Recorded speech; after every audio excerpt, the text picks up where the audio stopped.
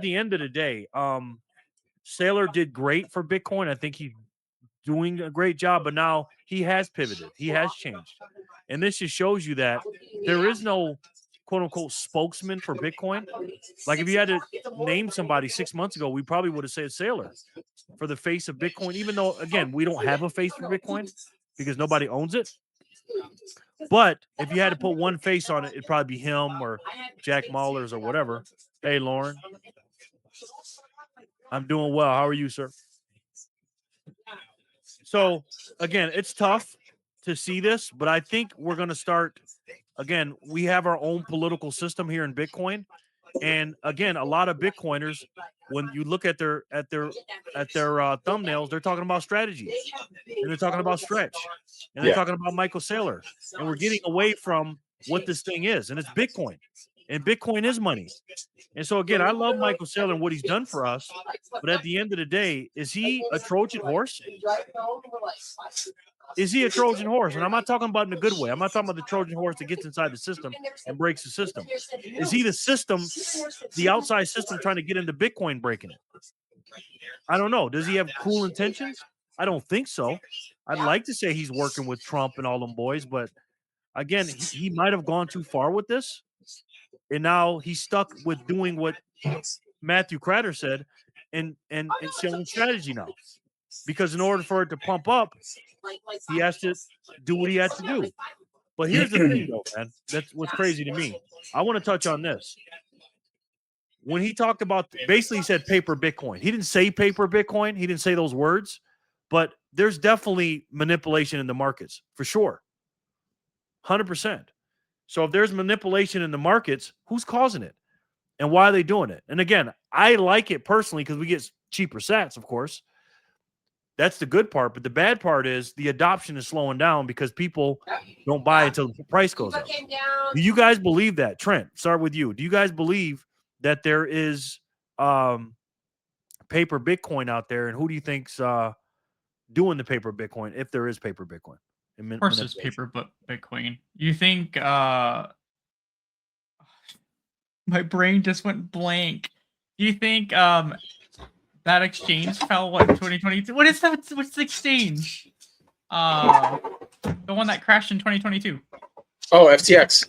FTX. You think that was the only paper Bitcoin out there? Everybody has paper Bitcoin. Yeah. If you don't have proof of reserves, you cannot convince me you don't have paper Bitcoin. And the only way to prove it is if your books match your reserves. Other than that, I assume you're arbitraging it, meaning you're lending it out, making interest on top of it, and you don't have it. That's my opinion. Yes. And again, strategy that has so much Bitcoin, and also the U.S. government. We haven't seen that on it either. Strategy, the U.S. government. I know River shows it.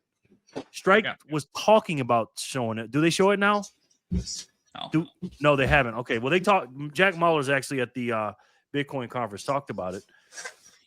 Again, the only real Bitcoin that we know for a fact is the people that show the proof of reserves, and like River, they show it. And when you have it, taking it off the exchange and put it in your cold storage, because even when it's on our Strike app, we don't know if that's real or not until we pull it off and put it in a cold storage. Why you keep very small amounts. Exactly. I cap mine at less than 1,000. Yep, exactly. You take those and pull it away. Backpacker, what do you think? Do you think there's paper Bitcoin and manipulation, and who's causing it? Absolutely. You got to remember the position this guy has put himself in, whether that was meant to be, or whether he meant to do that or not. There comes a point, even with Jack Mallers, okay? All these figureheads, even toward everybody, when you get to the position or the prestige you're in, there becomes a time to where you have to do some conforming, okay? Because you're up there, you're close, okay? You're closer to the money printer, whether we, that term stands true for Saylor, okay? He's commingling with some pretty big players.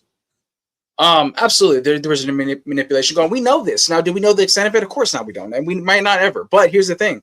The fact of the matter is this, okay? We want to talk about getting to the base layer.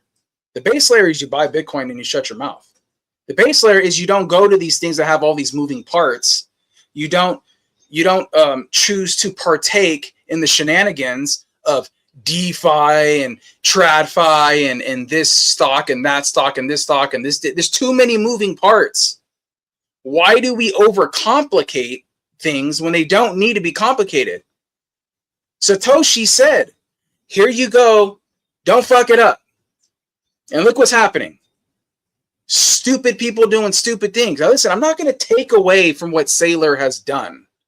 Okay? I think you give credit where credit's due. Absolutely.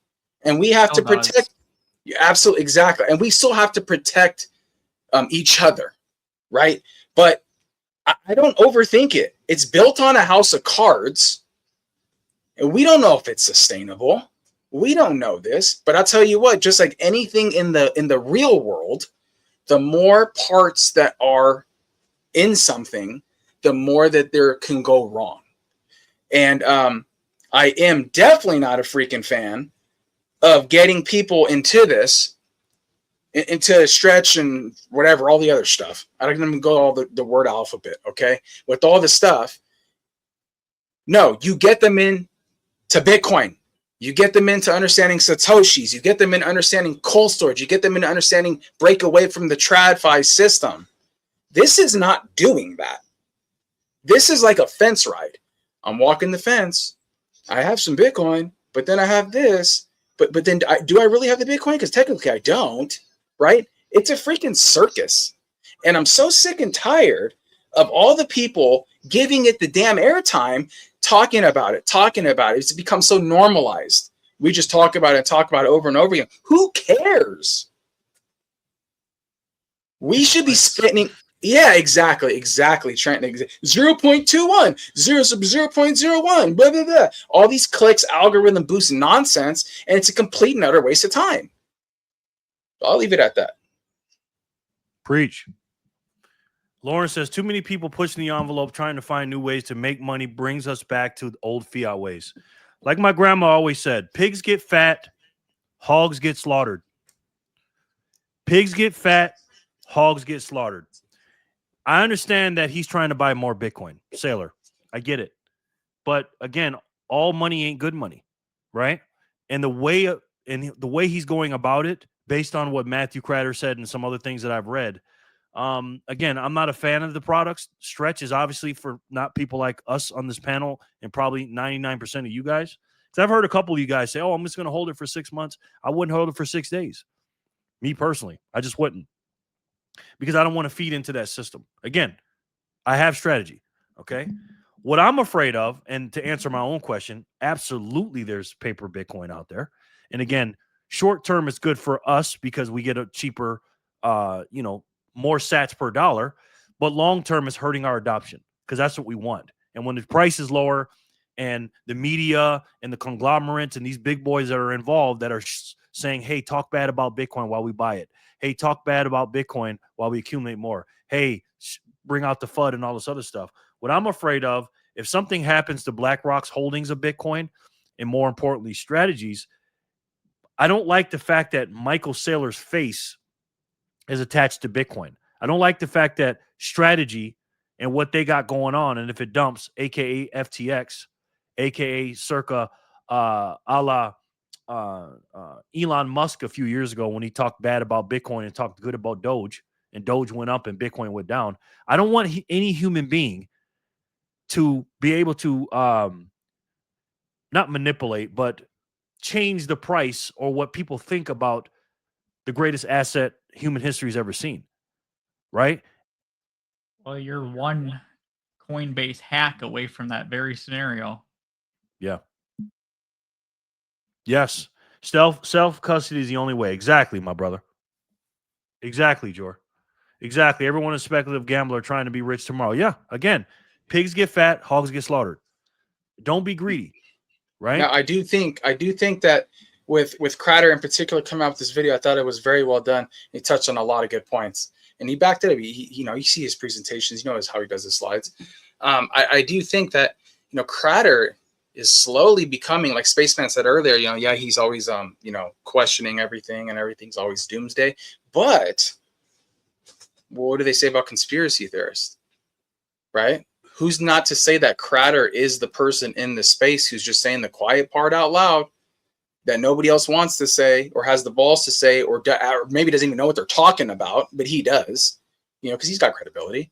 So he could be the Alex Jones of this space. I mean, I don't think it's far-fetched to think that. And there just happened to be money tied to that. Don't blame them. Right.